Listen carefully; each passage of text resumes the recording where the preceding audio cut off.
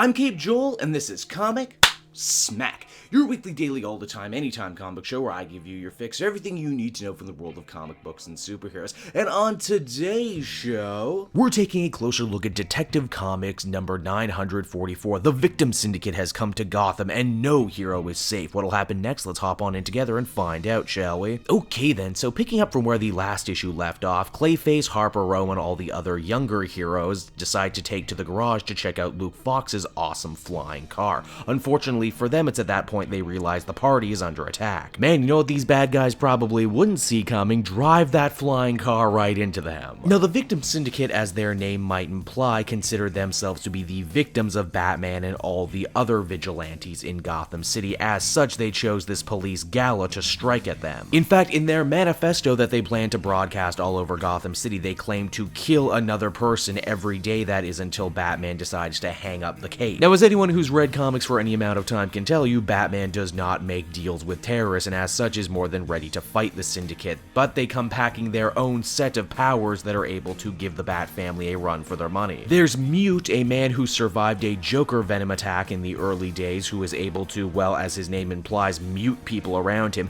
Mr. Noxious, a victim of Poison Ivy, who is able to create poisons and as such take Stephanie Brown out of the fight. Lady Crow, who instead of using fear poison uses an anti-fear poison to get the cops to try and shoot one another. Their mysterious leader, the first victim, who we can't quite tell if is a man or a woman, who can create shields to keep Batman at bay. And finally, Mudface. Mudface, as we discover, actually has the most personal connection to this Bat family team. She was an assistant of Basil Karlo back when he was an actor, and the same junk that hit him, turning him into a monster, well, it hit her too. The problem is, while Basil was able to reconstitute his body at will, this poor woman couldn't, and seeing her all over again freaks Clayface right the hell out. The Victim Syndicate never does get to play their manifesto, luckily, because the team's new tech advisor, Luke Fox, was able to cut them off. Batwing also manages to do some sprucing up to the Belfry, complete with a brand new table with Bat symbol on it, cause hey, Dark Knight should have a round table, shouldn't they? Wah wah. Ooh, keep your day job as a superhero there, Luke. Leave the snarky jokes to me, please. Batman decides to go check out how Stephanie Brown is recovering following her poisoning, and it's there he meets none other than Leslie Tompkins, longtime supporter of the Bat family, and in many ways Bruce's surrogate mom, who has never been afraid, certainly in the old continuity,